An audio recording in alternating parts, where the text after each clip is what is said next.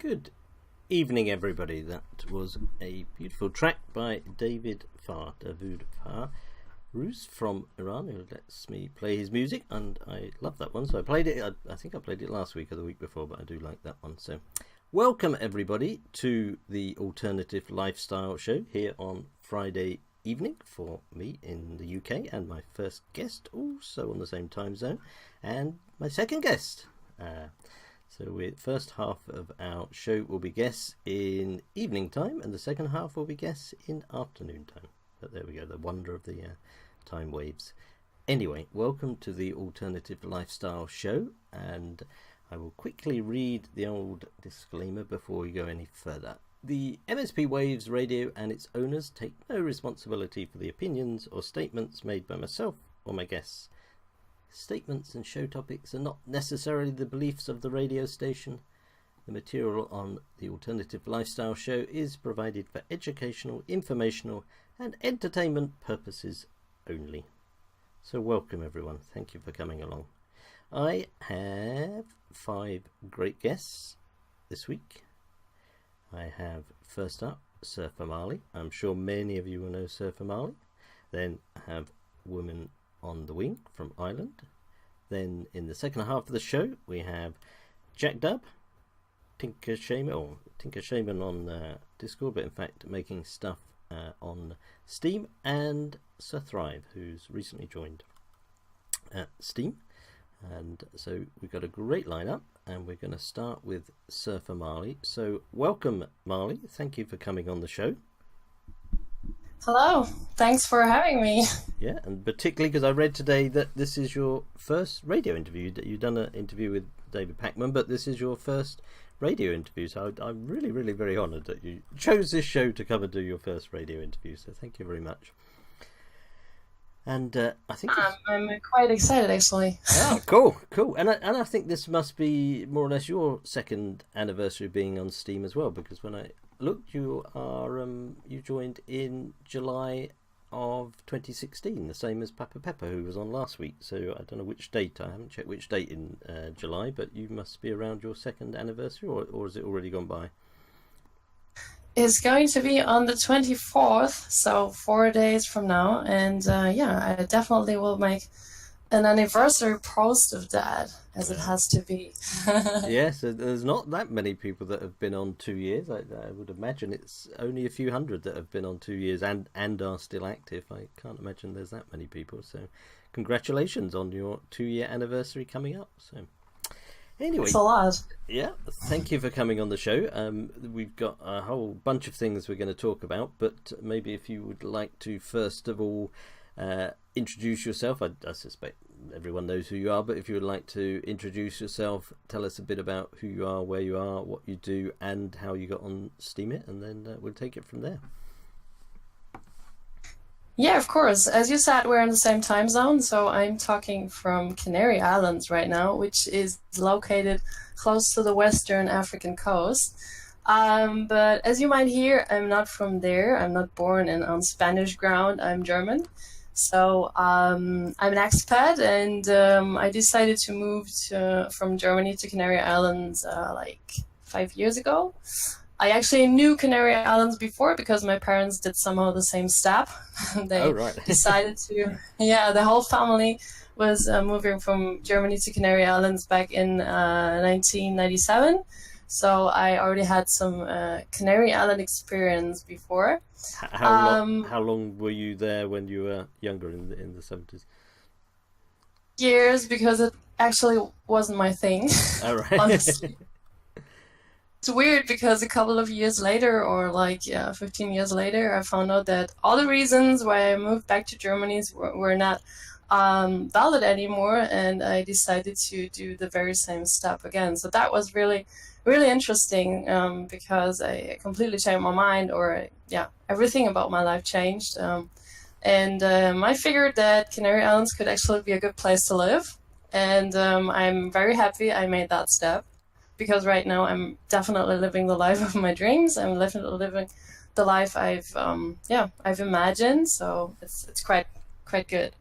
Wow. And is Yeah. Is Spanish the main language in Canary Islands? Presumably it is, isn't it? Well, we have got a lot of tourists here, so we're actually speaking a lot of languages, but Spanish is the main language that is spoken among all Canarian local people, and we've got a nice slang, so it actually sounds as if we were from South America Ah, right. when we speak Spanish. Ah, yes, I think Priscilla mentioned that when she was on the show, but did know that. And do you speak Spanish fluently now? Yes, I actually speak Spanish much better than English. It's like, yeah, kind of my second native language. And I also enjoy very much speaking Spanish. It's really nice. And yeah, it's really fun to talk. Good, good.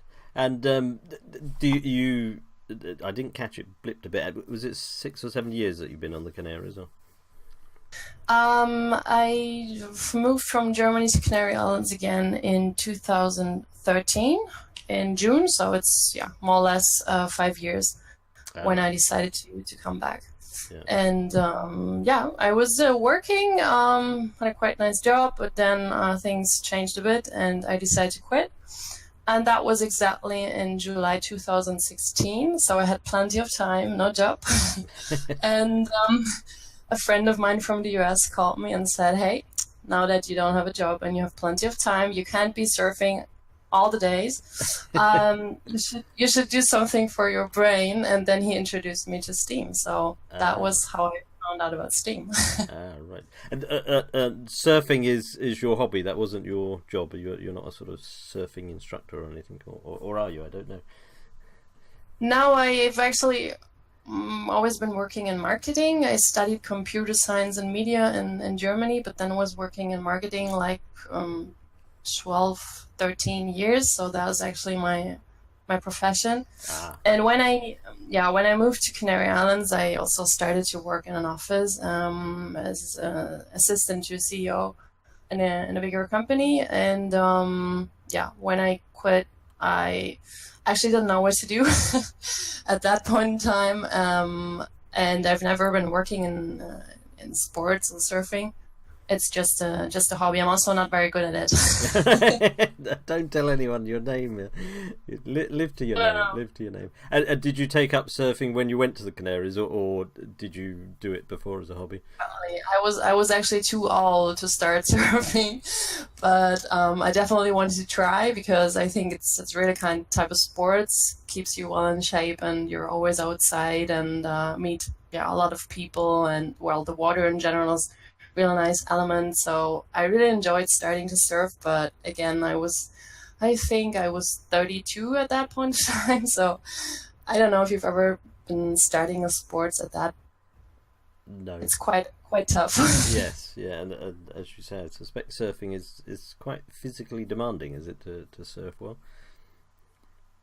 Definitely, it's very exhausting. So when I started, I was almost surfing every day. But now it's not possible anymore. I definitely need 1 day or two in the middle to recover and just relax. Oh, well, and I'm presuming in the Canaries it's a fairly warm climate the whole year, is it? I mean, do you get much of a winter, or? Yeah, we actually don't have a real winter, or at least not what I consider being winter, being German.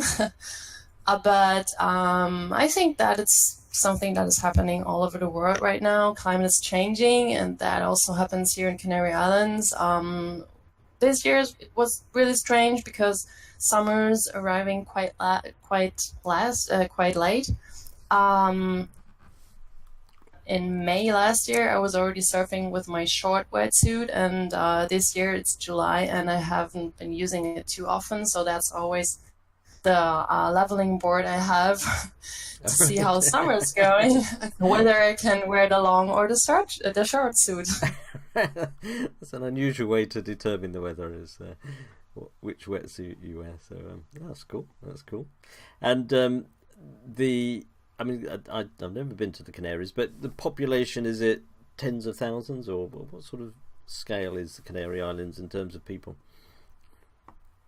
Scale and total, now you got me. I think it's it's close to no. I don't want to make any mistake right now. I can't tell you the exact number of the whole Canary Islands, but what I know is that we have close to 10 million tourists every year, so it's quite busy. And well, the Canary Islands are quite every island is different, so the tours are actually divided or distributed on the islands very good. So while there are some islands that are quite small and not so crowded, and I'm living on is quite busy, but still it's big enough and you don't notice it so much.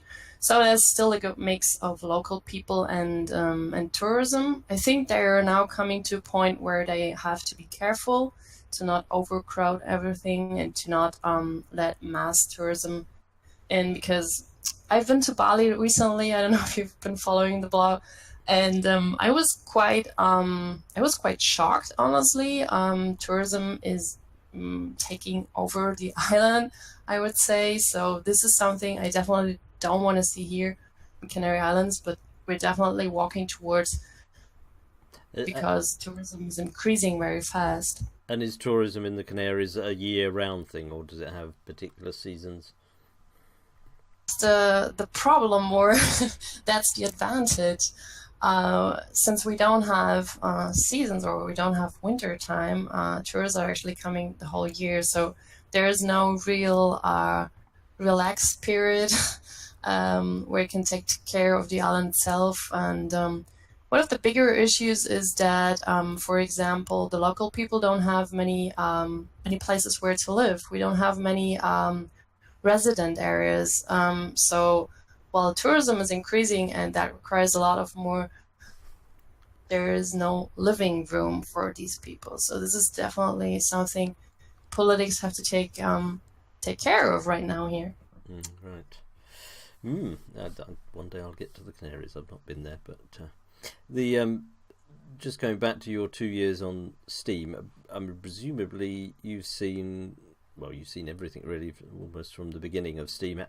What particular changes have you seen over those 2 years that you like, and those that you don't like, maybe? There have been so many. Well, I think the biggest difference between the earlier times and now is that behavior of the community has completely changed, or the vibes of the community have considerably changed. Because while we were few in the earlier stages, like a couple of hundred, and you almost knew everybody, right now it's obviously, apparently, and that's a good sign, getting more busy, and it's getting more complicated to be heard and to be seen, and that has created a quite strange ambient lately. So people are somehow fighting for that visibility, and they get a bit mad about it, and they get a bit angry. And I don't know, in the beginning everything was more smooth, and we were trying things out, and we were not disappointed so quickly, because we knew that this was an experiment, it was something completely new. And now the expectation of new users is very, very high. So that is something the thing I most notice when comparing the earlier times with how Steam's right now with regards to the community. I guess the increased numbers are, making more opportunities, and opportunities that are sort of bigger and amplified. But I've been on the platform a year, and I've obviously seen it change as well. But something, your project that you have, Dreams of the Ocean, your charity project, you started that last year, I think, didn't you? Would that have been possible at the beginning, or has it only sort of become possible to do things like Dreams of the Ocean as it's got bigger and more popular? Well, apparently, setting up a project like this one, a charity project, what you need is is the power of the people. Because if there's nobody supporting such a product, it's difficult to set it up and to implement it. Apparently, also projects like Foundation are game changers in that sense. So all the applications that have been built on the Steam blockchain to an incredible growth and to more opportunities, not only for Steam, but especially for the people that are using Steam. So that is also something I've been noticing. In the beginning, we just had Steemit.com, and that is quite... And now we have a lot more applications with different purpose and different outlook to use Steam and be empowered by cryptocurrency in a completely different way. So, question, I think it's easier now having those features and those applications and delegations and everything to if you really want it, if you're behind that and investing your time, then this can be quite successful. Yes, because I mean, Steam itself is almost sort of taking a back seat because so many other things, DTube, DLive, DLike, Foundation, all the other things are growing on top of it, and I guess people are beginning, although Steam is still in the middle of it, people are beginning to spend more time on those other platforms. I do wonder whether Steam Inc. actually would like that sort of Steam it disappears away and everything else takes over. And do you find do you still see Steam it as your home, or do you begin to sort of operate in different areas more and more?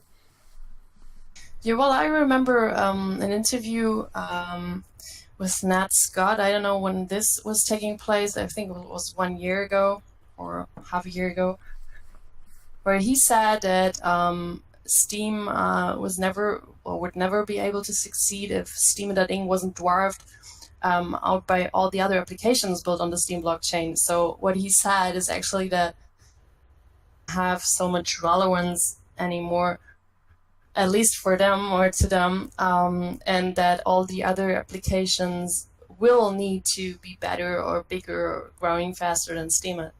I'm not sure about that because to many, Steemit.com is still something like the main cockpit, like the starting point from where you get all the information, because most of the applications are connected, which means that in your Steemit feed, you can check all the content that is entering through other applications. So most of the other applications don't have that feature. So if you go to Steepshot or DLive, you can see what people are posting on Steemit.com, but it's the other way around. Yes. So I think that's one of the main reasons why people are still sticking with Steemit.com, and I'm including myself. I'm using a Steam surfer very frequently now, not only because it has the name Surfer in it. this is not your own branded, built specially for you, is this? I thought they were doing an app for me, but no, I'm just kidding. But apparently it caught my attention first of all for the name, and then I figured that it's an amazing interface. So it's a desktop most now to blog posts and also to check the activity in my blog, like who mentioned me, who tagged me, who re-steamed and whatever. I definitely recommend that one. Yeah, I'll have to have a look at that one.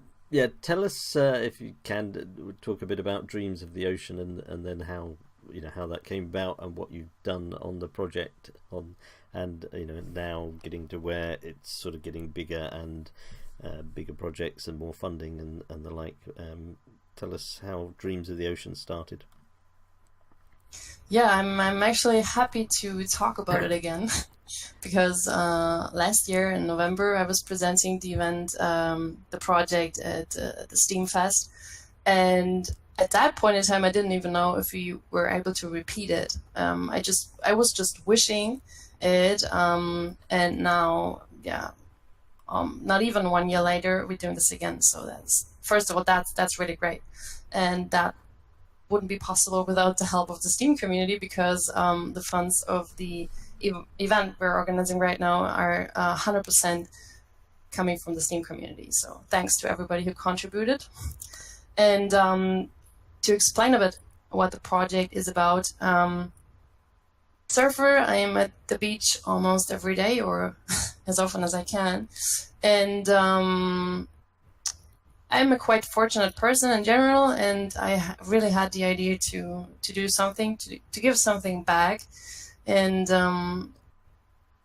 with an already existing organization or crowdfunding, then you actually never know where the funds are going, or at least you don't know it 100%. So I decided to set up my own project, and just to know where the money's going, and that the money is really going to the cause and not used for any administrational fees or whatever. Mm-hmm. So having said that, was finding out what to do, and it was actually just a regular day at the beach, and there were some kids playing playing in the water, and an idea to my mind, and I thought I could do this for everybody. Like, why can't all the kids be at the beach and have a nice day here? So the idea was to organize water sports activities for kids that are part of families that are not that fortunate here on the island of Lanzarote, for a start. And that was what we set up last year. And some surfing classes. So there were 3 events of surfing here at the local spot. And this year we're going to do some swim trainings, because we found out that there's a lot of kids from these needy families that don't even know to swim. Wow. So they couldn't be part of our surf classes last year, and that was why we thought we could do some swim trainings this year. And did you, is it about 14 children I think you have on the project starting on Monday? Last year we had 48. Surfing is a bit is less expensive than swimming, because what you need to know is that if you're already able to, if you know to swim, then surfing is not a big issue. You just take the surfboard and go trying.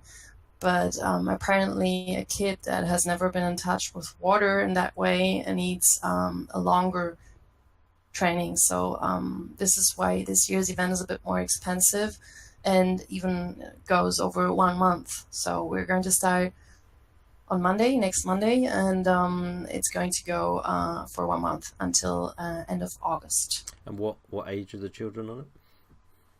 They're going to be between 6 and 12 years, just to have them close, and to ensure that they're going to have more or less the same level of progress. Apparently they're will better than others, but that's how it is. But we're going to have some really professional trainers who are specially trained to educate kids, to teach kids. And did you find it easy to find the children to come on the project, or was that difficult? Yeah, that's a good question, because that was my main question last year when I said, okay, I'm going to do this, but how can I get in contact with these families? I cannot knock on doors like, hello, do you need some money, or are you poor? Or, I mean, no, really, you can do this. I was really thinking about it and said, partner, I need someone who has an already established network. And I was trying to figure out who's in charge here on Lanzarote. And I found out that it's the Red Cross on Lanzarote. First of all, I thought it was the government, because this was kind of logical to me, but then I found out it's not. It's the Red Cross. So I contacted them, and they were really on fire from the very first day on, and that was great help, because if you have a partner that is on fire like you, then everything is easy and smooth, and they had ideas and that I didn't have, and it was really, really great synergy. So I was lucky to find them, and this year I'm cooperating with them again. There was a change in management. They've got a new president now, which means that I had to not start from zero, but doing some lobby work and get in contact with them again. President is as nice as the old one, so there was no issue. And does I mean, obviously they would grasp the idea of the training the children part of it easily enough.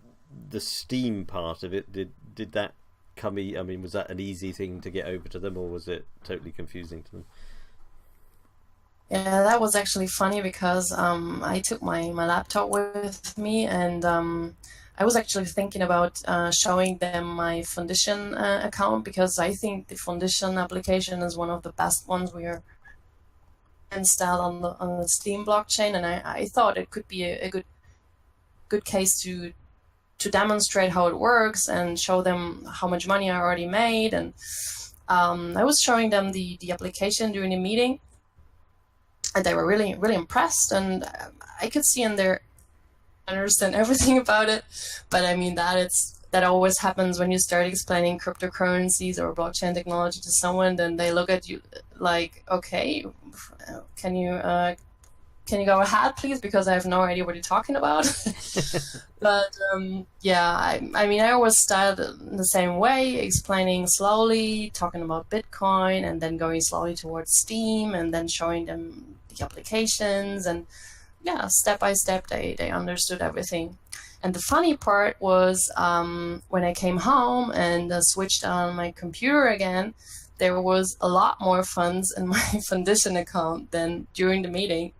So, of course, I directly sent them an email telling them that I would like to do much more meetings with them, because if this happens every time when we meet, then I'm going to be rich by the end of the year. So, great way of presenting them how powerful these applications are, and especially Foundation, how much power is behind and how much you can actually acquire. And did they, I mean, when they saw Foundation, did they sort of latch onto it and think, hey, this is something we could use? Because I mean, that's one of the interesting things about Foundation. We all know about it because we're on Steam, but of course Foundation is for the whole world. You know, obviously it's based on Steam, but you haven't got to be a Steam user to start on it, at least. Did that sort of make them think, oh, that's interesting? I definitely noticed that, because I also told them that it was a great way, or could be a great way, to raise more funds for the Red Cross, because I mean, they are doing projects all the time. So what I'm doing once per year, they are doing this every day, and they really could need some more funds and some more support. And if days had 48 hours, I would love to train them and give them some Steam or Foundation classes or whatever. Currently, it's just not possible to me personally, but I'm really considering this, because I think they need a helping hand. You can't just send them the link and tell them, hey, go raise funds. This is a bit complicated if you've never been in touch with it, and they are not really crypto. They don't have the feeling for it. So I'd really like to do that. I think there will be definitely a point in time when I'll be able to do this. That'd be cool. I mean, on the Canaries generally, I've come across one or two other people on the Canaries that are on Steam. Are there many people there using Steam? And more, and we're also going to have a meetup very soon. So everybody who's listening right now, you're all kindly invited to join us on Gran Canaria on the 8th of September. It would have been a good location for Steamfest, because I know many people are a bit concerned about the cold in Poland, so could have moved. Seems that they love the winter time. I don't know. I have to talk to Roland. What's going on there? Yes, no, it's I'm from Britain, so Poland is possibly a bit colder than here, but I don't think it's so cold for me. But I know some people are keen on warmer places. But Yeah, so Maybe we can figure out this for next year. yeah, I think Canaries would be a great place for the oh, it's still in. Does Canaries? It's off the West African coast. Does it count as part of Europe? I guess it does, doesn't it? Definitely, it counts as part of Spain. And by the way, I was just looking because I don't like if people ask me things about Canary Islands and I can't answer. Population 2.1 million in 2016, so I guess it's gonna be a bit more now, but it's. Oh right, yeah. So that's about half the population of Wales where I am. So yeah, grand. And so yeah, I mean, Steam is beginning to grow in Canaries, and Red Cross like the idea of Fundition. And I mean, you sort of mentioned that you were going to try and teach more. I mean, how are there other people on Canaries that could join with you to sort of spread the word and teach more people about it? Yeah, definitely. There's a lot of people on Gran Canaria actually. There's the account Steam at Canarias, held by two amazing brothers I came to know recently, and they are also organizing the meetup. And there's also a lot of people on Tenerife, La Gomera, well, actually on all the islands, all Canary Islands. And I know that there's also one person here on Lanzarote, and my idea is to get in touch with him and to meet with him first, and then go try if we can do something together, because I think it's always more fun if you start doing something not alone but as a team. So that is something I'm definitely going to look at. Yeah.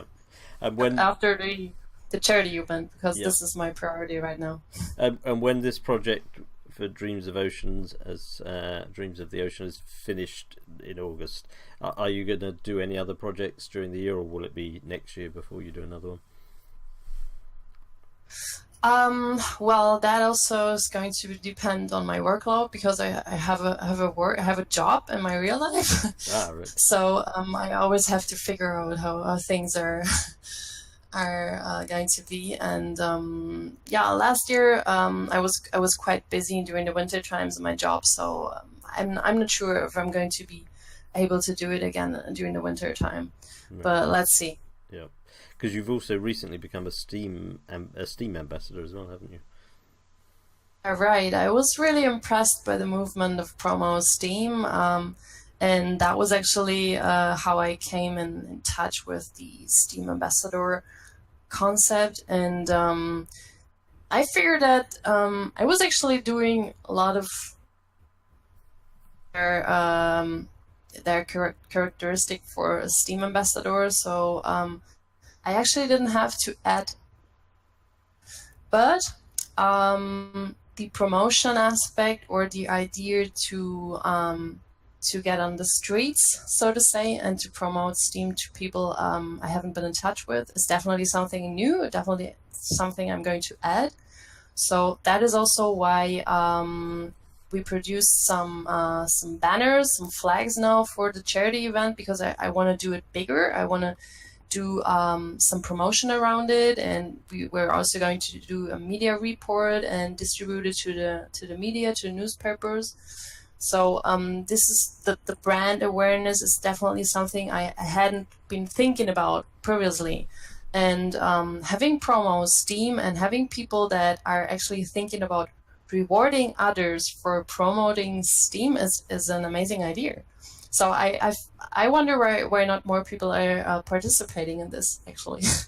Because now that I'm a Steam ambassador, I vote the content that is tagged with Promo Steam, and there's already a lot, but there could be definitely more. And I mean, you'll be sort of quite unusual in that your profession is marketing. And I guess possibly that might lead you to despair about the lack of marketing by Steam itself at times. I mean, is that something you sort of... Do you take the view that, heck, why isn't Steam doing more marketing? Or do you take the view that it's up to people on Steam to do the marketing for Steam? Well, it was curious to see that I did a survey a couple of days ago, as you know, and the first question was, how did you get in touch with Steam? And the majority of people replied that they got in touch with Steam through family and friends. And I mean, that's amazing. It means that we're a big family. But from a marketing point of view, it's actually unusual. So, especially being a crypto-based or a blockchain-based platform, why we didn't want to change, why we don't want to change that, or why we don't want to get more people on board through other channels. I think it wouldn't be that complicated to open more marketing channels. Yes, no, I mean it has. I mean, I don't work in marketing, but since I joined Steam, I have, I guess, been confused by the lack of marketing by Steam. I know they commonly will reply that it's in beta and all that, but somewhere you have to start marketing and promoting, and that isn't something Steam likes to do, it seems, and I think that Well, on the go on. I like to add that if you look at the numbers of the total number of accounts, of Steam accounts, and then the total number of active users or active accounts, then it's actually necessary to do much more marketing right now and to get more and more and more people on board, instead of first having a product we're totally convinced about and we're really proud to sell. Because what also appeared in the survey is that we're missing a better user interface and a different content structure. So probably we should first focus on the product and then start the big marketing wave. For a reason, there's still this little beta down the Steam logo, and I guess maybe they are thinking about, or they're thinking about it in the same direction. So do you think now is the time to market Steam more, or do you think the product itself needs to get better first? I think the product needs to get a bit better first. Yeah, I think we still have too many issues on the platform, and I think if you talk to people, if you just go out and start asking people what they like about Steam and what it moved, then there's still a lot who are not completely content. I mean, you can't make them happy. You can't make all of them happy. But I think the platform has still a lot of unused potential, especially if you see how many great people are out there blog posting every day, and many of the content getting visible right now. This is due to the content structure and due to the fact that content is not offered actively. I mean, if you look for something, if you search an article you've been writing 1 year ago, you wouldn't find it unless you know the exact title you used for the exact headline you used. Yeah, it's really like I've been starting to use to search some articles I've been written like 2 years ago, just being curious, seeing the differences, how I've been, the progress I've made. And I can't find them. I have to scroll down 2 days, and I had the same problem yesterday because now I've just gone over 1 year. The stream stops at 1 year, which I didn't realize as I was scrolling back and back and back, and ridiculous way of doing it, but scrolling, and I couldn't get to the beginning of my blog anymore. It's no longer available unless you know the title of it, which was ridiculous. There's a lot of changes going to take place in a couple of months. At least they're announced, and I think that HiveMind, that a community feature, is going to be a real game changer, and that is really something that will change the whole thing. But it has been announced for a long time and it's not coming. So I wonder if we shouldn't do some steps or smaller changes until we have these bigger products coming out. If you talk to the people, if you look at the community, the vibes are really not, and people are really getting a bit annoyed and a bit frustrated about the situation. So I'm not sure if we should wait so long. Yes. How does I mean, we've been talking about Fundition because you know it's been very successful for your project. I'm involved in it as well. One of the things I'm sort of wondering, because Fundition needs to sort of point outwards from Steam, for example, because you know it can't thrive just based on the people within Steam. The whole point of Fundition is going outward, and that will hopefully bring people into Steam, because you know they've got to have a Steam account underneath it. And that sort of presents a dilemma then, that if we're using apps like Fundition that are pointing outwards, how does that then work when people come in, and if they then start to look at the rest of Steam and get, you know, possibly disappointed or frustrated about it? That's difficult for those apps like Fundition then, I guess. Yeah, that's actually a good question, because right now, as we mentioned before, Steam is still something like the main cockpit, like the place where everybody is going to be at one point in time. So even if you join Steam through Fundition or another application, you will end up with Steam sooner or later, because it's the number one. So I'm really not sure about this. I think the apps have to grow much bigger to really make the difference. Right now, so many people are still using Steemit, and content structure there is really not the best one. So what's happening on Fundition is that they're organizing everything in a completely different way, and I was really amazed using the application. It's super easy to set up a project. It's super easy to browse through already set up projects and come to know, get in touch with them, get in touch with cryptocurrencies also, because you have these little gimmicks, the hearts and everything. So I think it's a really great application to bring people to the Steam blockchain and help them to get in touch with Steam.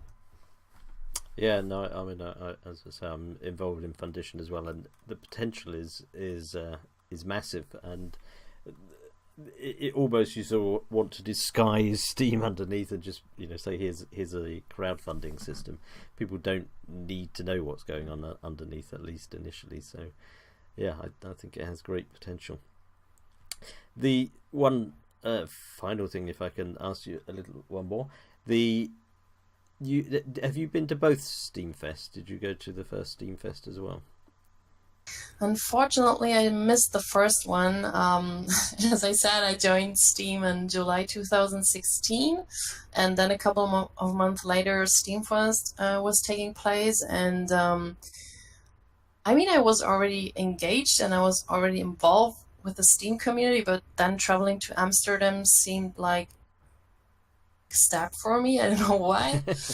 And afterwards, I deeply regretted, as a lot of other people, because apparently we looked at the pictures and the videos and the statements and everything was so nice. And then I definitely knew that I would join the next one, the second one. And so when the announcement came out that it was taking place in Lisbon, I think 2 minutes later or 5 minutes later, I had booked my flights to to Lisbon. So that was a safe shot. Because you did a presentation, didn't you, at the Steamfest? But I came to know that later on, so I had booked my flights and I was already preparing the trip when Roland contacted me and asked me if I wanted to speak, which was amazing. I really didn't expect that, so it was like a great plus then. Yeah. And presumably the people, you know, the contacts you made and the people you met there, that's probably quite invaluable, actually meeting people in person and have you gained a lot from those contacts? Because I mean, you met Matt Starkus there, I think, didn't you? If I remember rightly. Exactly. Well, a lot of people, and the funny thing about this is that someone's tipping on your shoulder, and you turn around and you say, "Oh, it's you! Oh my God!" We've been chatting for ages, and it's so funny because you don't know these people in person, but you have been talking with them about the universe, about everything in your life. Probably they do know you much better than any other friends in your life. So it's really like meeting friends you know for a lot of time, and it was a great experience, and I highly recommend to everybody to get there, even though Poland is going to be very cold. You can just take your winter jacket, and go there and have some fun. Yeah, the cold doesn't bother me so much, but yeah, I mean, I'm hoping to go. I've already booked my hotel, but it would be interesting how many people I might meet that I've interviewed on the radio, which would be quite fascinating. Oh, as you said before, you have been interviewing quite a lot, so I guess at least half of them will be your past interview partners. Yes. Yeah, so that would be quite good. Good, right. Well, I thank you for all this. Were there any other points that you'd like to cover before we wrap up? Well, thanks a lot for having me. Actually, I was really excited to do this, and I've been seeing that there were some statements in the comments, but I couldn't listen to you and reply at the same time, so I'm going to jump over to the thread right now. Yeah, there's definitely something I like to say. To be part of this community, and I don't want to anticipate my 2 years anniversary post next week, but it has definitely been a great decision to join Steam. Probably one of the best decisions of my life. So everybody who's listening right now, I really hope that you're going to be loyal, that you're going to keep with Steam, and that you're going out there and promote Steam if you like it. Remember, there's a movement called Promo Steam, so you can even get rewarded for doing promotion for Steam. And I think that's a quite good thing. If you're really convinced about something, then go out there and talk about it. Yep, and yeah, organising meetups. I mean, I've done one in Wales. Very few people in Wales now, but yes, yes. The act. I mean, the act of doing arranging a meetup and then meeting people in person. Because that's the first time I'd met other Steamians in person, and it just adds another dimension to it. So it's definitely worthwhile doing. Definitely. Right, well, thank you very much, Surfer Marley, for coming on the show. It's been fascinating talking with you and hearing. And I particularly like talking to people that have been on, almost since the beginning, because you obviously have the whole picture, the whole story to tell people about. So that is always interesting. And good luck with the event next week. I suspect you're going to be pretty busy for the next few weeks, and yeah. Enjoy that. Do you have to sort of attend many days, or do you just leave it to other people to actually do the work? You mean during the charity event? Yes. Do you actually, will you be there many days, or I mean, I guess you're working at the same time, but yeah, I will be there as often as possible, because I just think it's fascinating to watch that and to see that it's really happening. Yeah. Because it's been on the papers like for weeks, for months, and now seeing them in the water, I think I will be crying. I will look out for the videos and the posts about it. So. I don't think this is going to be on the videos, but yeah, I will tell you about it, definitely. Right, grand. Right, well, thank you very much indeed, Marley, for coming on the show. I will pop you back in the audience now, and good luck with the event next week. So thank you very much, Marley. Thanks. Right, that was our first guest, Surfer Marley, who starts the event next week that she's been planning and raising funds on Steam. And quite amazing, the entire event, it's a big event, is all funded through Steam, through various projects, through Fundition, through people generally giving, and the project I run $1 a day as well, and Promo Steam have helped with it. I think one of the posts I put up earlier had the banners. Yeah, there's the banners. There's a Fundition one, a Dreams of the Ocean, and Promo Steam there. So that's all grand. Good. So good luck with that, and thank you, Marley, for coming on the show. Next up, I have woman on the wing, who I shall move into live on the air. That's Joanna. Thank you very much there. Hello, Joanna. Hi, Pensive. Thank you very much for coming to the show, and welcome back. I was looking back through my notes, because just before I did the show today, I realised this is my 6 months of doing the show. So I was looking back, and I think you came on the show before. I think it was about 4 or 5 weeks back in March, if I remember rightly. So thank you very much. Yeah, March, that's right. Yeah. Yeah, thank you very much indeed for coming on the show again. And I will just bring up your profile here. And yes, you've been running a project, two things that particularly I was going to mention. You've been running a project called Make It Healthy, I think. Yeah, Make It Healthy. But before we go on to that, maybe if you could just give us a bit of an introduction of who you are, what you do, and how you got onto STEAM. Okay, yeah, sure. Well, I grew up in England. That's where I'm originally from. I lived in Ireland for about 5 years. And, well, long story how I got over here, so I won't get into that because, you know, it has a lot to do with politics and things, and I don't like discussing politics. Yeah, so I got into STEAM a couple of years ago. My husband is a bit of a computer geek, and he discovered it, and he'd been saying for a while that I should do a blog. So obviously the rewards were quite appealing as well.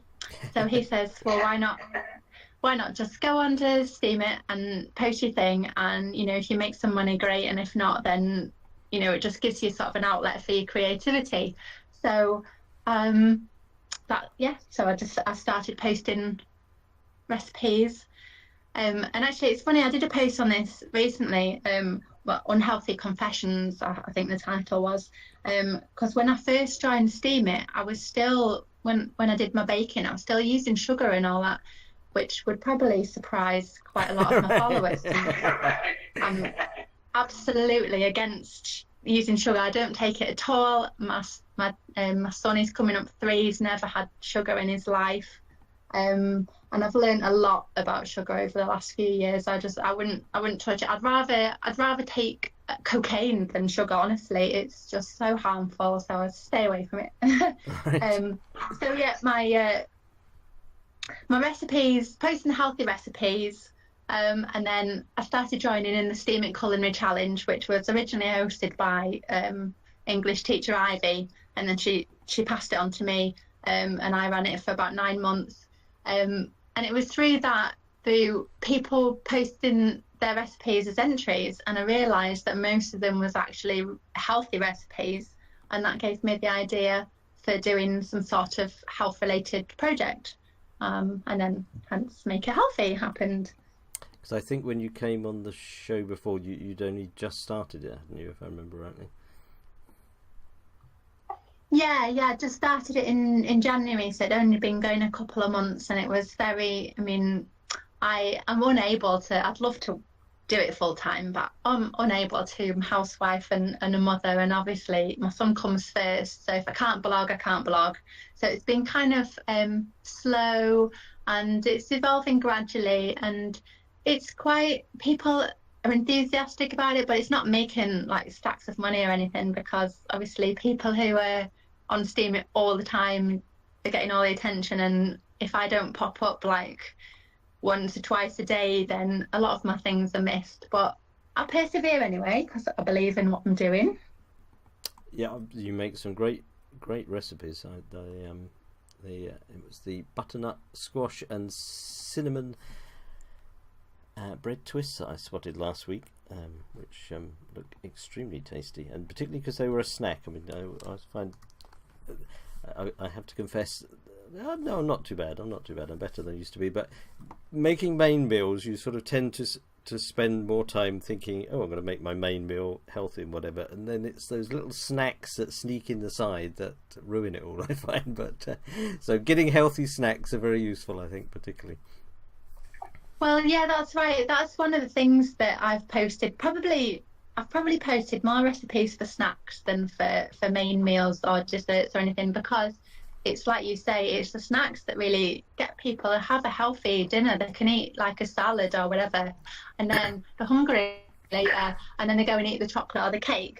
So it's kind of, a bit pointless. So Yep. I post, I'm saying nothing here. Snacks. I'm saying nothing here. No, I never do that. Honestly.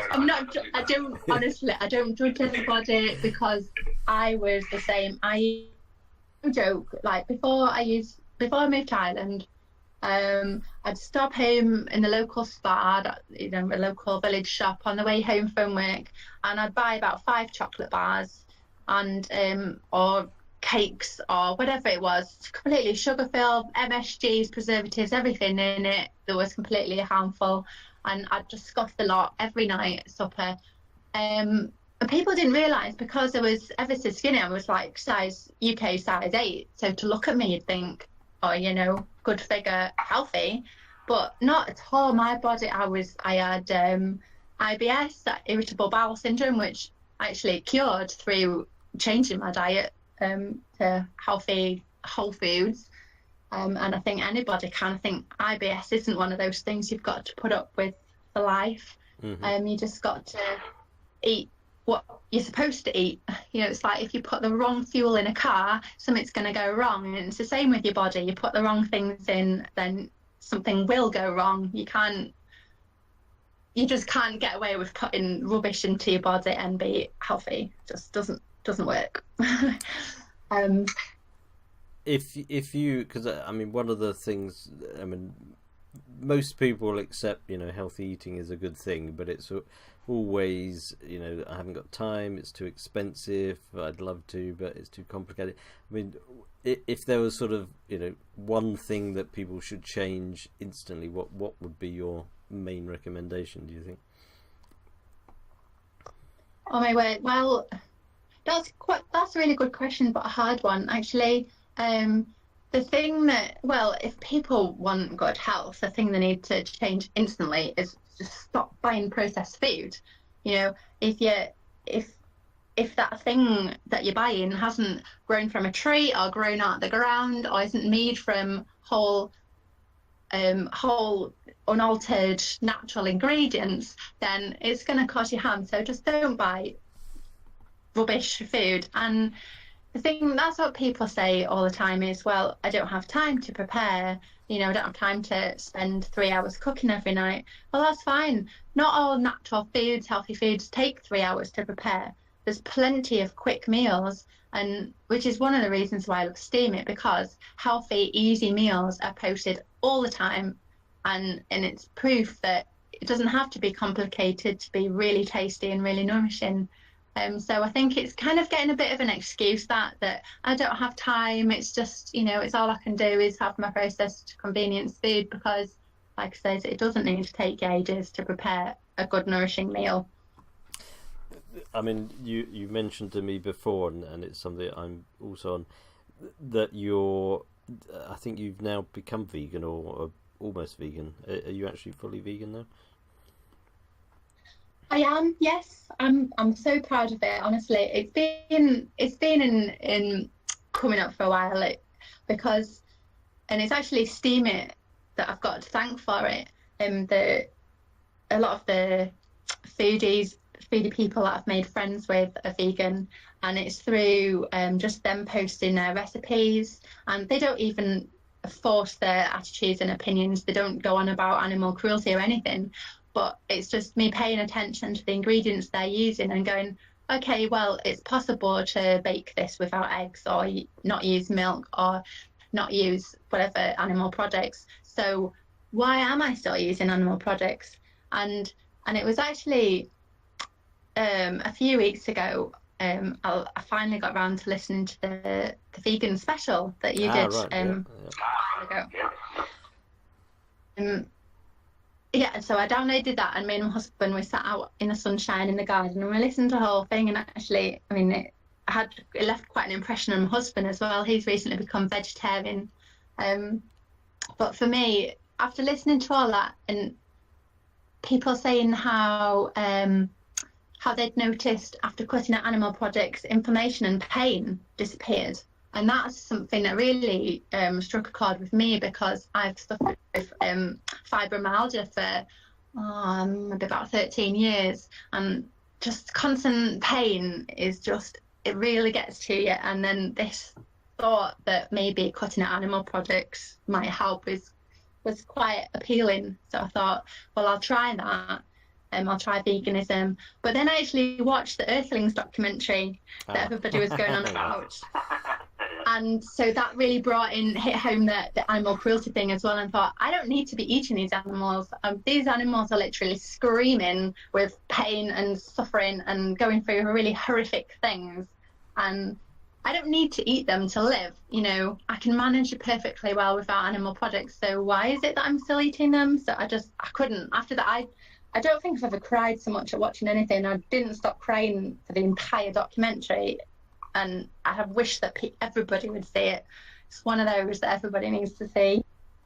Yes, I after that show I watched it, Eurosol pointed me to it, and I did write posts down about it, which I'm scrolling back hurriedly on our wonderful. Here we go. On our and it is it's it is a powerful film to watch if anyone wants a challenge to watch that. It definitely is. Did you go from sort of meat eater to vegan quite quickly, or had you been a vegetarian a long time before? I actually became vegetarian probably around the same time that I joined Up to Steam. So that'd be about August 2016. And I'd cut out red meat for a while. So I was only eating chicken by then anyway, and then I just cut out the chicken as well and substitute with things like chickpeas and things. And I really didn't miss meat. So I'd been without meat for ages. I was just eating eggs, and they were free range, and organic milk, and I was eating organic yogurt, and what else? And then a bit of cheese. But I mean, I wasn't eating loads of these things. It was just kind of like every now and again I might have a pizza.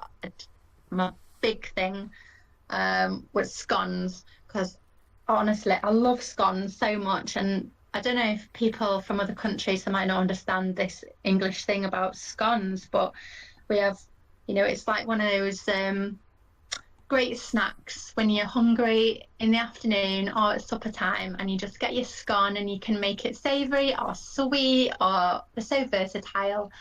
But they're made with eggs, milk, and butter. And so I was like, how on earth am I going to veganise this? And once I'd mastered the recipe, which I just posted this week, then I was like, right, I can be vegan now. I've got my scones. I'm good to go.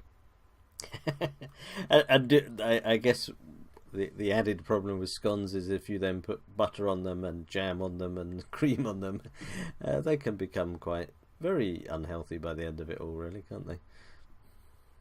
Oh yes, yeah. Well, actually, my favourite thing now is I spread a bit of nut butter instead of butter, oh, right. and then sugar-free blueberry jam on top, and that is a fantastic combination. It's so yummy. I don't miss butter or anything. It's great. Yes, that does sound. I'm just looking at the picture of those scones now, but I must admit I haven't had a scone for a long time. So, but yeah, I mentioned when we talked before, after I did that vegan show, I've never been a big meat eater, and primarily we'd been eating meat that we'd raised ourselves, and chickens and pigs and stuff. But after the vegan show, I became vegetarian. I haven't. Well, in fact, I'd started being vegetarian after I interviewed Team Steam. I think it was about 3 or 4 weeks before I did the vegan special. So I became vegetarian then, and I progressively moved towards veganism. And I can't say I am a vegan, because I still eat eggs occasionally, because we have our own chickens, which has been one of the dilemmas of.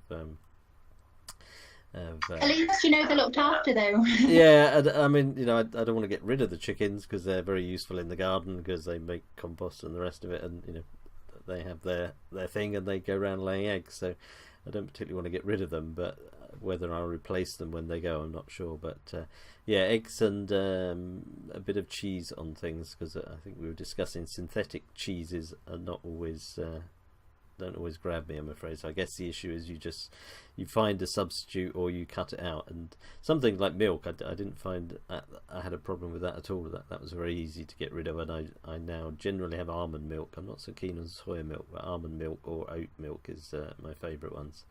And just about everything else I never had a problem with. So I'm down to eggs and a little bit of cheese other than that. So I don't know if I can say I'm a 95%, 92%, 90% vegan, I think, maybe on the scale at the moment. But I do think... Well, that sounds okay to me, honestly, because like I says, at least, you're looking after your own chickens. You're not putting them through traumatic lives, and it's kind of... I think somebody mentioned on your vegan special show that they eat eggs sometimes, because it was some guy, I can't remember his name, he keeps chickens himself, and he says he eats eggs. Yeah, right.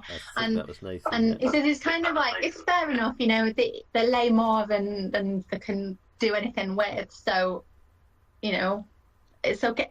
Honestly, I think that's okay. It's just when you look at the battery hens and on farms that don't treat the hens so well, that's when it's real major problem.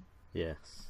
Yeah, no, I was, by chance, for another project I was looking at a thing in, I think it was Korea or somewhere now, where the temperatures have got so hot that chickens are just dropping dead because they can't keep their chickens cool enough. And they showed these sort of sheds, and the chickens were just like stacked next to each other, with like they could just about turn around if they were lucky, but... And they were wondering why the chickens, that one farm had lost sort of 10,000 chickens, because when the temperature reached, I can't remember, it was 31 degrees or 36 degrees or something, the chickens just fall dead. And seeing all those chickens together, I'm like, and then I think of my half a dozen chickens running around in the field, so that made it difficult for me. But yeah, the thing on that vegan special that particularly sort of pushed me forward in the idea of going vegan was the health thing, because there's the chap, I don't know if he's still active on Steam or not, but I don't know if you've met him or talked with him, Awaken to Life. He's a professional basketball player, and he was saying when he became vegan that a lot of people would say, you can't be an athlete, a professional athlete, and be vegan, you would never get enough energy, etc. But he says he performs better by since he became vegan, which not that I'm a professional athlete in any shape or form, but that particularly sort of caught my attention, the fact that someone that's very concerned about their health, obviously for their profession as a professional sports person, that they came to that conclusion. That really caught my attention. Yeah, and it's not really surprising, considering the amount of people that experience problems with dairy, for example. I mean, like instant bloating and all sorts of digestive issues, running to the loo 5 minutes after having something with dairy. I mean, it's not even, people don't experience these problems so much with raw milk, as I understand it. It's the processes that are behind our pasteurized treated milk, and the cows have had the hormones and goodness knows what else, and these things are coming through into the milk and we're drinking it, and it's not doing us any good. So it's not really surprising that people feel better when they cut these things out from the diet.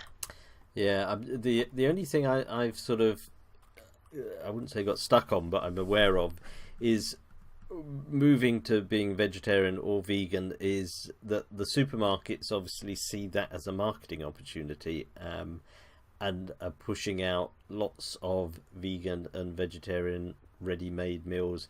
And while they're vegetarian or vegan, when you actually look at the ingredients, they sort of cram them full of fat and sugar and everything else, and so I'm never quite convinced whether they're a good idea or not. But of course, it's convenience that comes down to, I guess.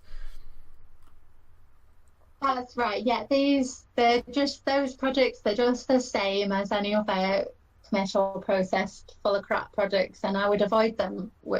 I don't think I've ever bought anything that said, vegan this or vegetarian that. I just go for that. I just buy grains, and I buy fresh fruit and vegetables, and the things that I buy don't really have labels on at all. It's just like proper food. It doesn't have like an ingredient list on the back. It's just made out of whatever raw thing that it's made out of. I mean, that from the sort of bigger, wider environmental perspective, that is obviously good, because processed food, you can fill up your rubbish bin very quickly when you buy processed food with the plastic trays they come in, and the wrappers and the boxes and all the rest of it. It's amazing how quickly you can fill up a rubbish bin by eating processed food, and the amount of plastic that's going out with it. But that's obviously... Well, yeah, and even half the processed food itself is practically plastic, like margarine, and then I'm hearing you get plastic rice from China and all sorts. I mean, it's ridiculous. Like, we're eating plastic and we don't even realise it. Oh. That doesn't sound good at all.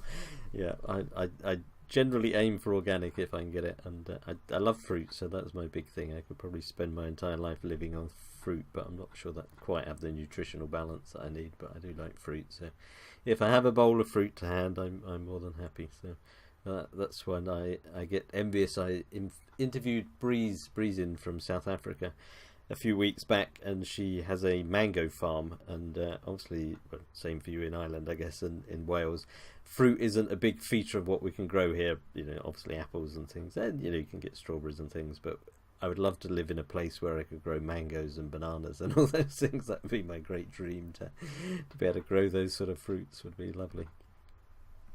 Oh, me too. I'm so jealous of people with mango trees, banana trees and all this. Yeah, it's my great goal in life to grow a banana tree, which I think I've posted about and told the story a few times. But when I was a student, I had a summer job at a research station where they had heated research greenhouses, and they were growing bananas in them, and I was lucky enough to pick a banana off one once, and ever since then my great goal in life is to have a proper a proper heated greenhouse to be able to grow a banana. That's my goal in life, to grow a banana in Wales. So well, I hope that you achieve your dream one day, Pensive. I do. Yeah, no, I love those old those big old Victorian greenhouses, particularly the walled garden. It would be so cool to have a walled garden.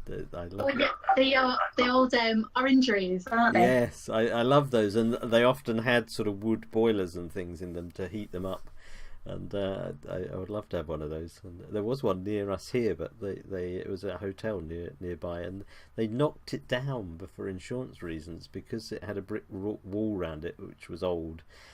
The insurance company were going to charge them so much just in case a brick fell off on top of one of their guests. They had to knock it down. It was the only thing they could do without spending a vast fortune on repairing the walls, which I thought was terrible. It made me so sad, that did. But I'd love to have a walled garden and a heated greenhouse. That's one day when the price of steam reaches. I'll probably have to be quite high to afford that. But if the price of steam goes up enough, I will build a heated greenhouse and grow my bananas, I think. But yes, sorry, I got carried away on my banana story. I'm slightly obsessed by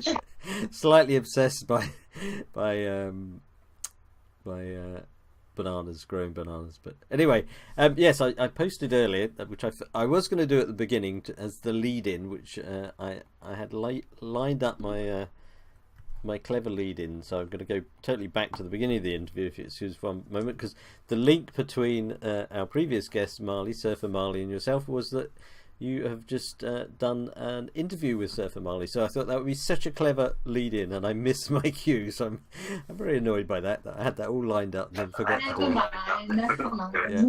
And because you've started doing these Steam It Voices interview series, because you've got a few more well-known people lined up, haven't you? I think on them. Yeah, that's right. Originally, I was hoping to do like one a week, maybe, but I don't like giving people deadlines because they're so busy. So I just say, just get the answers back to me when you're ready. So yeah, it's not been quite every week, but this is the 6th one that I've done, so not doing too badly. No. Started maybe a couple of months ago. And yeah, I just wanted a way of, because I've learned so much from other people on Steam It about health and feed and how to prepare ingredients, and how, just like different attitudes to health and how other people can actually affect how you think about health as well. So I thought, well, this would be a great idea to interview people and just get their sort of life story or their attitudes on health, and that might encourage other people to be more healthy. And who have you got lined up on your series? I have got, let's see, well, I'm waiting for some answers back from Big Lips Mama. She's in New Zealand. She's one of my favourite people on Steam, ever so supportive and encouraging. And she's one that she has a few children herself, and she was very enthusiastic when I first joined up to Steam It about all the healthy snacks that I was posting, and she actually baked some of them and fed them to her children, and then she'd come back and say, oh yeah, they liked this, or this didn't work quite so well, but maybe, you know, we changed it this way. And so yeah, so Big Lips Mama, she's coming up, and then I've got Papa Pepper and Mama Pepper and the Little Peppers. Alice Yumi Feeds and Colonel, he was on your vegan special, and he was actually, that's why I asked him actually, because I really enjoyed his vlog. Yeah, so a good few people coming up. Well, I should look out for those. Yeah, we had Papa Pepper last week on the show because it was his 2nd anniversary. So yeah, that would be an interesting one to read, and particularly Mama Pepper and the Little Peppers as well. If you get them all on the interview, that would be good. Right. Well, is there any other things you'd like to mention or bring up before we wrap it up? I don't think that the other thing with the Make It Healthy project, I just started, it's kind of a curation series, but Make It Healthy Lunchbox. And this is another thing to encourage people to post their snack recipes, healthy snacks for children and for adults, you know, take to school or take to work. So anybody listening who's got any great healthy snacks, please post them, and I shall tag them with Make It Healthy, and I will curate them in the series, because I really want to encourage people to feed their children healthy things as well as themselves. So yeah, that's something I'm doing at the minute. Grand, excellent.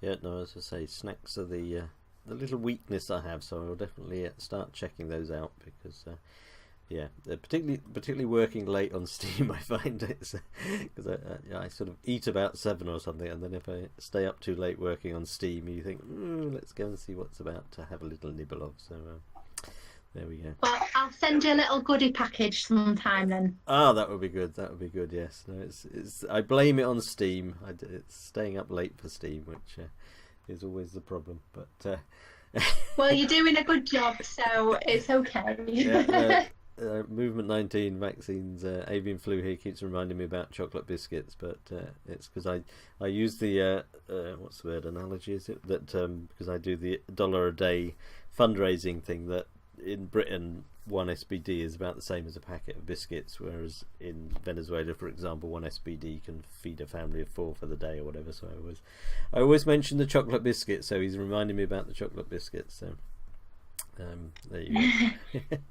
Grand. Right, well, thank you very much indeed, Joanna, for coming on the show again. I will check out the healthy snacks, and I will look out for the interviews with the Pepper family, particularly Pepper. Oh, that's a tongue twister.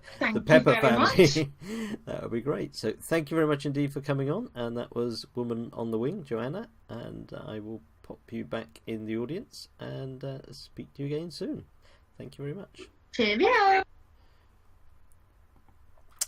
Right, that was our second guest, Woman on the Wing, Joanna, and now we've got I'm not sure if everyone's coming on together. I think may as well bring everyone on together. We've got Jack Dubb here, who I shall bring on.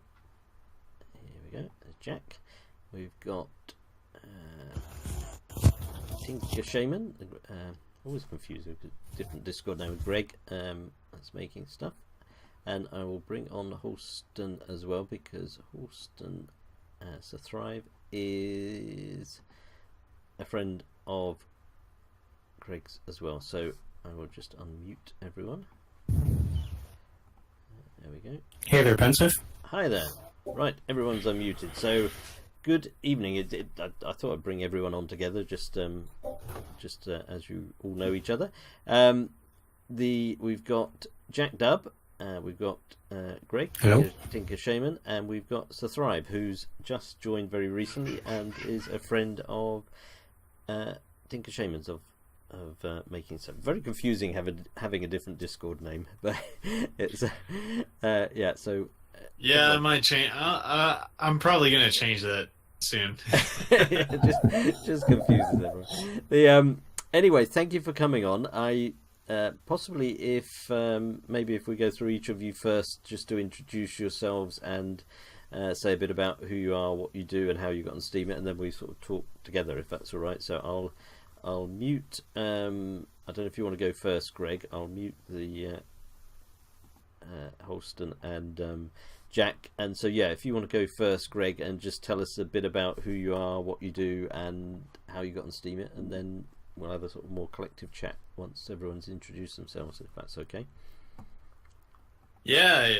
So I'm Tinker Shaman here on the Discord chat, but I'm making stuff on Steemit, and I got into Steemit through investing in the dollar vigilante and the anarcho-capitalist community. So that's how I first got on here, and then I started to share what I thought people could use to create a more abundant future, and really saw the potential of the Steemit blockchain for showing innovations for the world and sharing what I foresee as potential technologies to help humanity in what I believe is a transition, a scarcity mindset to a world of abundance.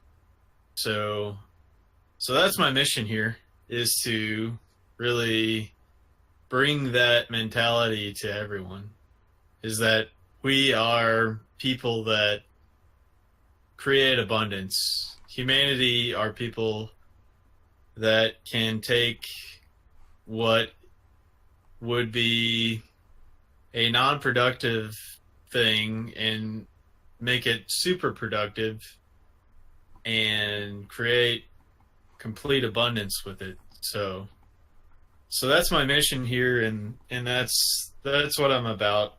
And all my posts are along those lines.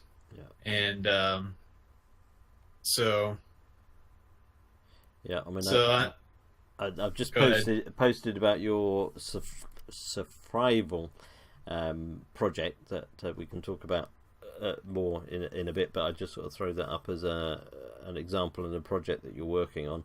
And I mean, this one you're looking to, I'm going to say this because High Touch and Ennis are in the audience, both from Fundition, that you are hoping to put a project into Fundition to raise some funds for this. I don't know if you want to briefly just tell people about this project while I've got the post there.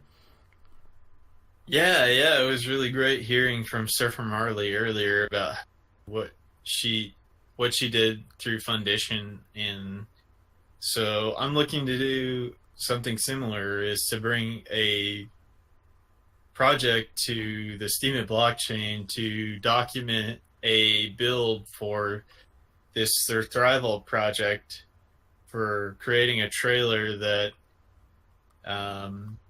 will house everything you need to be able to quickly homestead or be able to respond in a natural disaster or an emergency for a community. So the concept behind it is you have resilient self-sufficiency, and you're able to have energy, a shelter production, a food production, and ways of communication and energy production.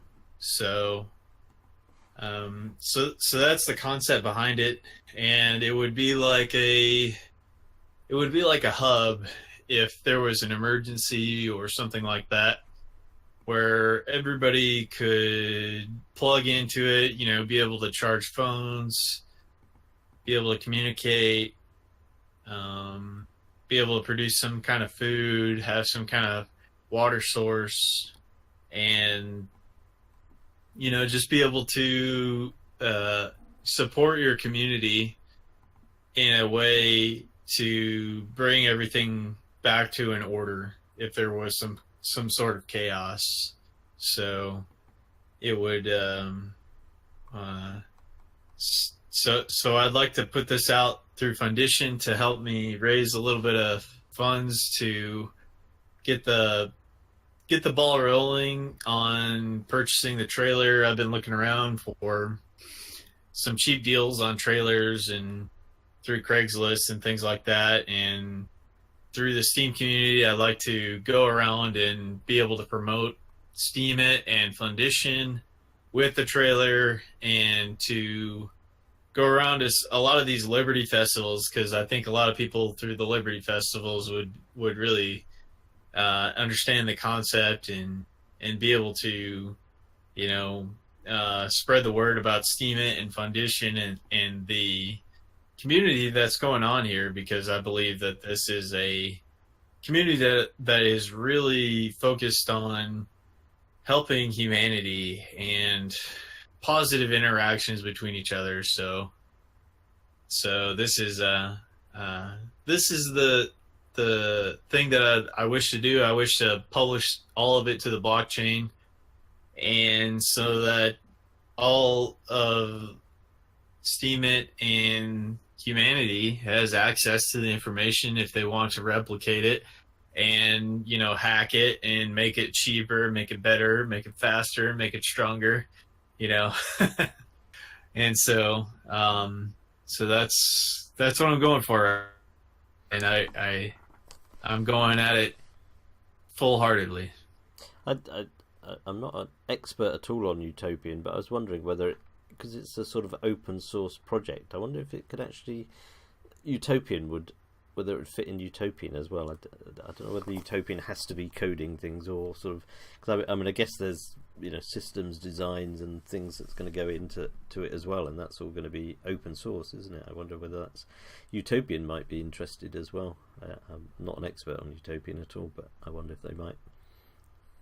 Yeah, I'm not an expert on Utopian at all, but you have talked to me about it, and you have been a very big ambassador for what I'm doing, and been helping me behind the scenes and trying to figure out how to do the Fundition project and everything, and so yeah, I really appreciate that, and the Utopian thing, I would, if they're willing to help support that, then that'd be great.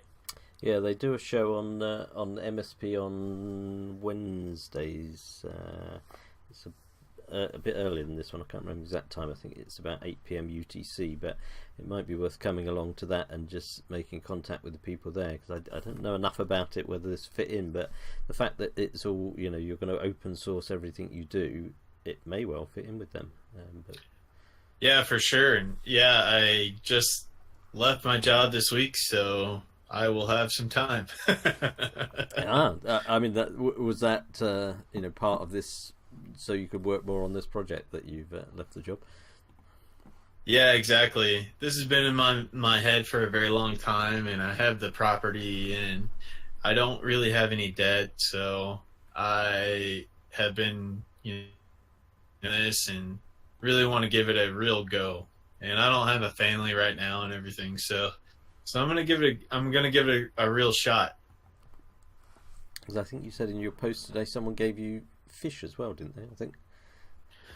Yeah, my buddy down in Warrior, Alabama, he has been doing aquaponics for quite a while, and he has over 100 fish that he needs to thin out because he's about to move to a larger piece of land so that he can actually start teaching workshops himself, because he's my aquaponics guru. I've been working with him for a while, and I've been getting him to come on Steam It, so he's going to be coming on soon. So once he gets on, he's going to be a wealth of knowledge because he has been doing this for quite a long time. I've learned what I have from him for aquaponics and everything. So it's so he's been willing to donate some fish to me as he makes the move. So cool. So that'll probably happen tomorrow. You'll see some posts about that. Cool. And I think today did you do the podcast with Ernest Hancock today? I did, yeah. And today in the morning, I did the podcast with Ernest Hancock and his website, which is Freedom's Phoenix, and he's a huge inspiration for me. We linked up at the Libertarian National Convention, and he invited me to come on his show, and I was really grateful for that. And it was a really great conversation. We're both into technology and figuring out how to inspire people to look into the future technology and its potential to free humanity and create a world of abundance. So we nerded out together on that show, and it was really great. I think I got a new best friend from that. So excellent. Yeah, we'll have to get him on the radio show as well. So that would be cool. Good. Yeah, he's a busy guy, but I told him he would. People in the community would love to hear from him and what he's got going on. Yeah, that'd be cool. Right, I'll bring on Jack as well, because you and he are going to be starting a radio show. Well, you've done the sort of, let's say, pilot already, but it's going to be coming to MSP Waves, I believe. So I'll just unmute. I think Jack's unmuted. Hi there, Jack. Hey, how you doing, Pensive? I'm doing well, thank you. I'm doing well. Hey there, making stuff. Sorry? I just said, hey there, making stuff. Hey. I don't know if he's still on. Yep. No, I was going to say, if you want to just introduce yourself, say a bit about who you are, what you do, and then maybe you and Greg can tell people about your new radio show coming up. Yeah, I've been on Steam I think about 8 months or so. And when I came on here, it's mostly for homesteading, and still that, and along the lines of off-grid living, because I moved off-grid about a year ago, and so that's a lot about what I post about. Yeah, because you're up in Canada, aren't you, in Ontario? Yep, just east of Toronto. Yeah, and how have you found Steam over the months? Because you came on must have been about 3 or 4 months ago. I think you came on before. Yeah, it's been a little harder to put out the post in the summertime, just because I've been busy with a lot of gardening and landscaping and other kind of things. And then actually Monday we're starting to build a new house up on the hill, so we have the septic bed going in Monday, and they're gonna dig out the foundation too. So yeah, it's gonna be busy even more, but especially as it gets cooler and the summer comes to close and winter's around, I'll be posting a lot more. Yeah. What sort of house are you going to build? A real small house. It's a it's, you have to go by the permitted house around here, kind of. It's in. Oh, I lost you. Hello, Jack. You seem to have lost Jack at the moment. Or have you lost me? No, you haven't lost me. We seem to have lost Jack for a moment there. I don't know, Greg, if you could just tell us a bit about the show coming up while Jack reappears.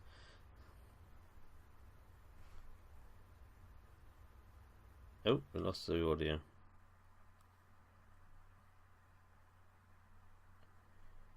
We seem to have lost the audio.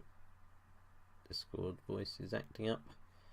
Again, it happened in my show last week. I'm still streaming.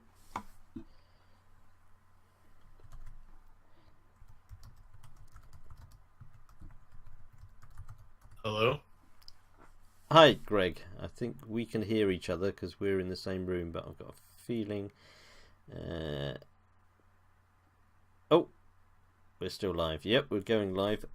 Yeah, so Greg, I don't know until Jack comes back. I don't know if you could just tell us a bit about your show coming up. I think we're still live on the other systems. Yeah, so Jack and I got together to create a show called Meadows and Makers, where we wish to highlight not only the kind of the homesteaders aspect with the permaculture and growing and all that, but also the makers side of it. And yeah, I think Jack's back and he can talk a little bit more about it as well. Yeah, I'll just unmute Jack. Hi, Jack. Hey there. Oh, we've got... Yeah, I think we're okay. I'm not sure whether we're playing or not, but I think Discord is broken, but the rest of... we're actually broadcasting through D Live still, so that's okay. So yeah, if you could just tell us a bit about the... I've got sort of a background, something going on behind you there. Yeah, if you could tell us a bit about the Meadows and Makers show as well, Jack. Yeah, that's a show I'm doing with Tinker Shaman, aka Making Stuff. And yeah, we'll be have guests on that are makers, and then also homesteaders, which tend to be makers as well. And we're going to do some tech news, and also go over some weekly systems. Yeah, so one of the big things that I saw early on with Steemit was the ability to do, have innovations be published on the Steemit blockchain, so everybody could see them and to be able to replicate them if they wished. So a way of sharing knowledge. So that's one of the things that looking to do on the Meadows and Makers show is to issue innovation challenges in the community and be able to reward the people that come up with the best innovations. So that's one of the aspects of the show that we're going to be working on. Yeah, for example, one of the challenges that Tinker Shaman's mentioned is we're basically give specifications and have them with electricity generate drinking water, up to a gallon or more was one of the challenge ideas. Right. And will you sort of have prizes for the best entries, or how will you do it? Yep, we'll be doing SPD prizes. We're just going to do some basically stream whichever a couple shows and on D Live, and collect SPD from that to go towards the challenge prizes. Yeah, that would be excellent. Yeah, so it'd be like a once a month kind of innovation challenge thing, or we'll feel it out. Yep, that sounds excellent. And the have you decided, because you did it in the Discord the other day, the pilot one? Have you decided what time slot you're going to come on to MSP Waves yet? So far, it's potentially looking like Saturdays from 5 to 7 UTC. We just have to work out, doing the stream check with Rondon and, get that finalized. Yeah, because the latest slot, the second half of Globo's show, is now coming available as well, I believe. So you could do it later if you want to do it later. Yeah, we'll have to. Yeah, we'll work that out. Yeah, and when are you going to be broadcasting anywhere tomorrow as well? Oh, actually, Mondays. Myself, I have a show on the Global Homesteading Collective Discord group. It's called the Power Hour. And it's from like 7 to 8 p.m. Eastern time. Yeah. And I usually bring on a guest and we just kind of talk about off-grid electricity or alternative power or just electrical wiring in general. And then if anyone has questions, any of the audience can sometimes jump on the voice chat or put messages in the chat too. Yeah, cool. Yeah, and I think we may have to we may delay another week for the Meadows and Makers show on MSP Waves because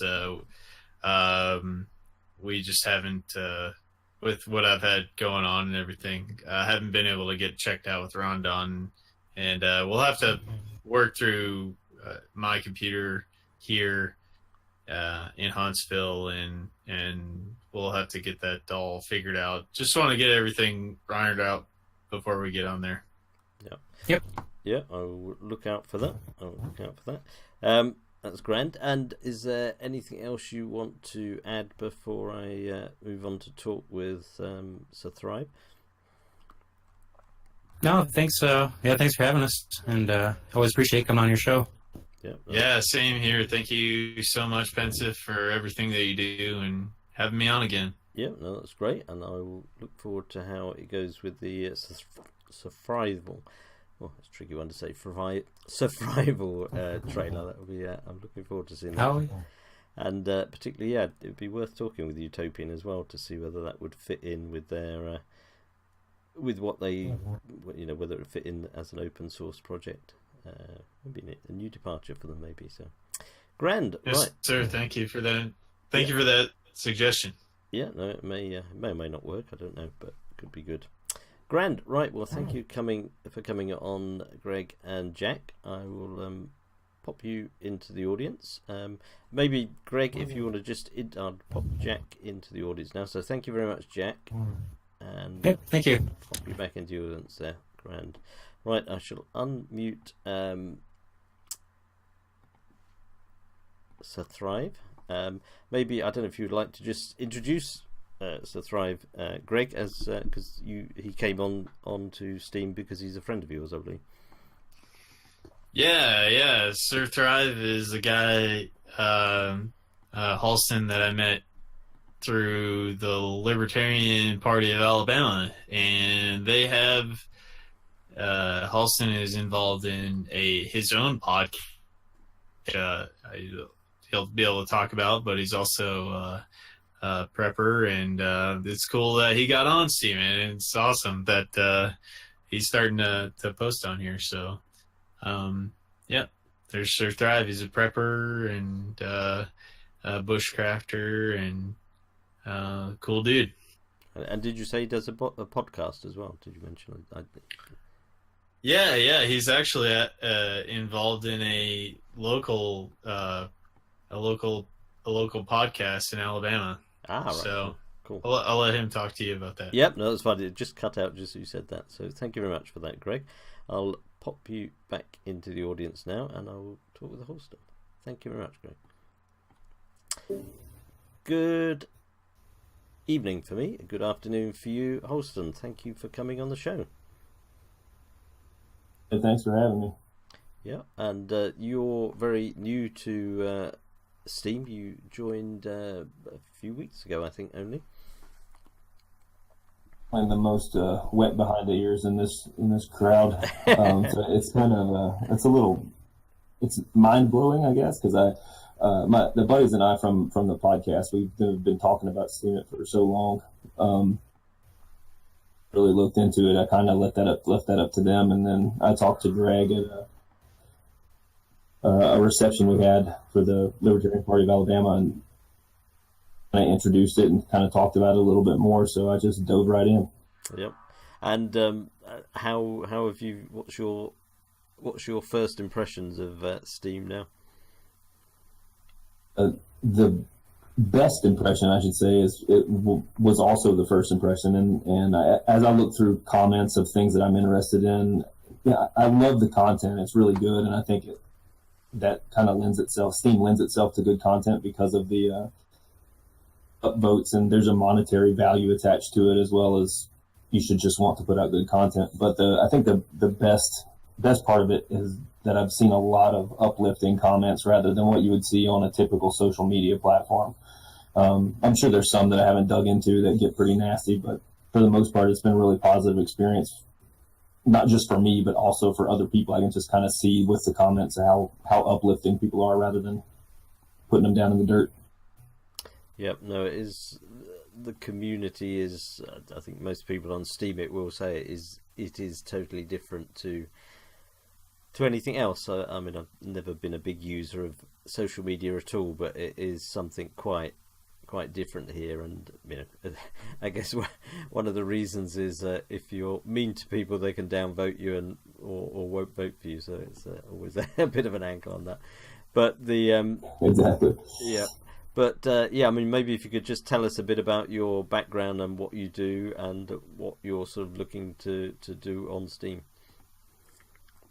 I think you mentioned in the post about that I'm a veteran. That's kind of where all of my survival skills came from. Also, where my libertarian views came from. Kind of getting into the mess that is the Middle East, at least from the American standpoint, and it was kind of ugly, without getting into politics and the reasons for everything. It's just, it's a shame that anybody has the idea that killing people for humanity's sake is a good idea. So that kind of turned me away from violent foreign policy with anyone. It turned me into a more defensive position of, that's the only reason why we should do kind of anything, really. How long did you serve for? Total of 8 years, and on and off as well. I joined the Air Force first, and then went to the Army National Guard, and then active duty Army. So I did things about as backwards as you could over here. Right. So I mean, guess you must have seen quite a wide spectrum of life, serving life. It's most of the veterans joke about being, I'm the oldest 35-year-old you'll ever meet. My knees are bad, my back's bad, my neck hurts all the time, I have headaches, I'm a little ornery. So it is what it is. I wouldn't trade the experiences for the world. I've met a lot of great guys, and the skills are something that I can take forward. And you in your profile, you say you do bushcraft and survival, and that's just as a hobby, or do you work in that area at all? I'm an assistant administrator locally for Windows and Linux, so it's definitely more of a hobby, one that I'm really passionate about. I would much rather in the bush than sitting in the air conditioner any day, but it's something that I like to take the extreme of survivalism or whatever you really want to call it. You can call it prepping or survivalist or doomsday or whatever. But I've just seen some of the worst parts of humanity come out during missions. When the worst part of humanity comes out, I would like to escape to where there aren't many humans. So going back out to the woods and making stuff out of trees is probably one of the coolest things that I've ever done. Just learning how to do that. Yeah, I mean, do you go as far as having a full-on bug-out plan and a bug-out location and so on, or how far do you go? I'm mostly there. We just bought, my father and I just bought 40 acres up in the mountains in Tennessee. And it's, 45 minutes from any civilization. It's way up there. We're now making that the secondary location, but it's bugging in and bugging out. It's hard to imagine life without the comfort of four walls. Yeah. And, but at the same, go ahead. I was going to say, are you going to kit out the place that you're setting up with sort of renewable energy and getting it all off grid, etc.? That's the plan. And my wife is a hard sell on leaving civilization, so it's I'm not sure that she's ready to for me to start making a whole lot of investments up there, but that's something I'd like to do slowly. Well, now that we own it, we have plenty of time to go up and start planning things, and especially since I've met a lot of people through Steam now, I get to watch and learn and check out making stuff's ideas. I mean, he's kind of one of the reason why I jumped in with Steam, and some of his ideas are just outside of my scope of normal life. So seeing some of those kind of woke me up as to what I need to start preparing for. Yeah. And you're involved in the Libertarian Party as well, did I catch? I've been a member for a while, but we just started our local affiliate And my friends and I, we have a libertarian-based podcast that we've talked about coming on Steam. It's pretty crass. We take a no nonsense approach to liberty, so there's not a lot of gray areas. There's not a lot of explaining. It's just more like this is what happens, and we don't like it, and we voice our vulgar opinion sometimes. Yeah, do send me the link for that. I'd be interested to hear it. I had Adam Kokesh on the show. I think it was about a month ago. And in Britain, we don't. Well, there is a teeny tiny libertarian party here, but there's not a natural in British politics. There's not a sort of natural place where I can work out where the Libertarian Party would fit here. So I find it a fascinating idea, but there's nowhere in British politics where Libertarian Party currently fits. So it's a very very interesting topic for me because I can imagine. Yes, because it's sort of, well, it's not quite Green Party, it's not like quite UKIP. It hasn't really got a place in British politics, so it's an interesting one. And as I say, there is a very very very very small Libertarian Party here, but I think it's only a few hundred people in the whole country. So I'm waiting to see if it will sort of grow anywhere. So yeah, and the podcast, does that go out on the net? Do you put it out at the moment? I'm sorry, I lost you there for a second. Yeah, the podcast is just for anyone on the net that they can pick it up, or is it associated with anything else? Uncivil Liberty, and it's we have uncivilliberty.com. The podcasts are listed on there. We host on Apple and Google Play and Stitcher too. We do it live on Wednesday nights at 9 p.m. Central. On Facebook Live, which I think we're trying to get away from that as well, because there's been a lot of we've had our videos taken down several times because we get a little out of whack as far as political correctness goes and the way Facebook treats things. But it's also the most popular social media, so that's where we've garnered the most fans. Yeah, that's a problem with the mainstream social media. They're slightly restricted in their views, but yeah. Grand, and I mean, prepping, one of the areas presumably you're going to be posting about on Steam are various sort of prepping topics, because you've got the first aid kit one that you've just put up there. Is that going to be one of the main areas you'll be posting on, these sort of prepping type things? Yeah, the same guys that I'm in the podcast with, they're interested in prepping and survival, and their biggest thing into the same type of topic or circles is self-sufficiency, and you can't really have a libertarian society, be it a utopia or even a minarchism, if people aren't more self-sufficient. So we've decided to start a new website, new venture called Life Liberty Prep, and it's all about survival. It's all about making the transition between what you have now versus what you will have after some catastrophic event or after the government dissolves, whether that be peacefully or otherwise, that you're able to transition and enjoy your life outside of doomsday. Because most people they like to talk about gas masks and bunkers and war. And for those of us in Alabama, I mean, I literally just got a notification there's a tornado watch until 11 o'clock tonight. So it's all about when the worst happens, being able to pick up your life and go right back into the swing of things, rather than having to think, oh no, what do we do?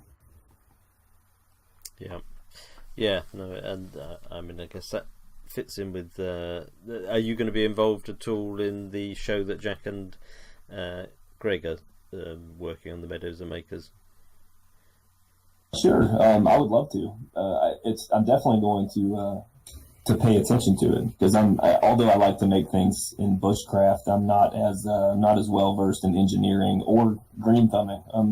I haven't grown many vegetables in quite some time, so I'm definitely interested in seeing what they have to put out. Cool. Yeah, I will look forward to that. So that would be good. And where do you sort of see yourself on Steam in the sort of next year or so? Do you think you'll still be going with it? Yeah, it's just a little too positive to put down. You know, I think even with some bad opinions, well, I shouldn't say bad opinions, even with differing opinions, they're still really positive. So I can't imagine me leaving, and I'd definitely be to it. I've got a couple of blogs planned out in my little scheduler that I want to get writing on. So I have probably a year's worth of content that I would like to put out, and there's eons of content that I would like to read. So I'm going to be sticking around for quite some time. Right, good. I will look forward to reading your posts. Right, well, thank you very much indeed, Holston, to Thrive, for coming on. I will look forward to speaking to you again in some time as things progress. So yeah, thank you very much. I will pop you back into the audience now, and as we're coming to the end of the show, thank you very much. Thanks for having me on. Yeah, you're welcome. Pop you back there. Right, well, thank you very much, everyone. We're coming to the last minute or two, and I will just pop on. As I mentioned, I did a little post just before we came on because I realised it was 6 months since I started. So there's my little post. You can go and have a look at it if you want to. That's not me in the picture, by the way. And thank you very much for everyone for coming along and listening. I hope you enjoyed it. And while I was on air, Darren Claxton sent me a song to play at the end, so I will play out on his song here. I've not heard this one before, but I've got it downloaded while we're talking, and yeah, do have a listen, and I will look forward to seeing you all next week. Next Thursday we have My Life in 8 Songs again, and the people on next week's show is we have Lily Wilton, Marshall Life, and Jeff Limwand. And on this show next week we have let's see who we've got coming up next week. We've got Bowen Trower, the farmer's wife, and Yenzo for Life, another person running an excellent project in the Philippines we'll be talking to, and other guests as well. So thank you very much, everyone. I will play out on Darren's song, Your Plan. Good night, everyone. See you soon.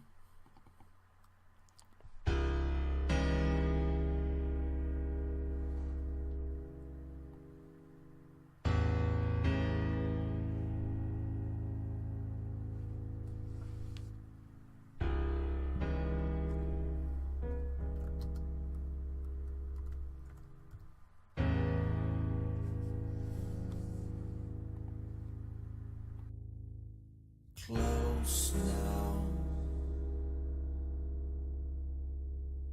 if only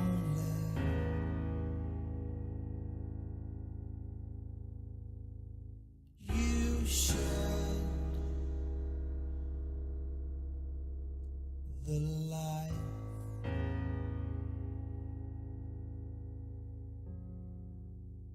Look down, disown me.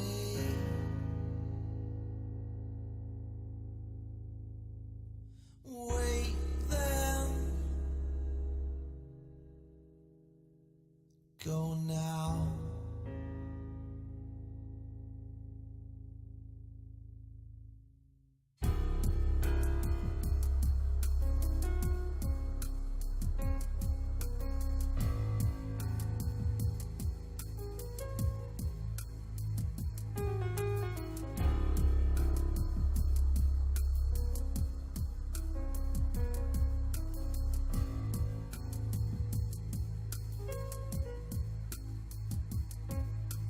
Take back the harsh words,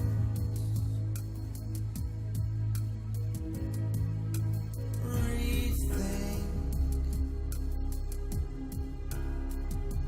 your plan.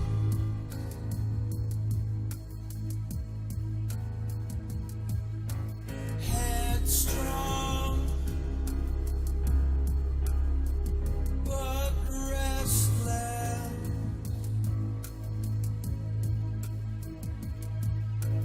fake smile,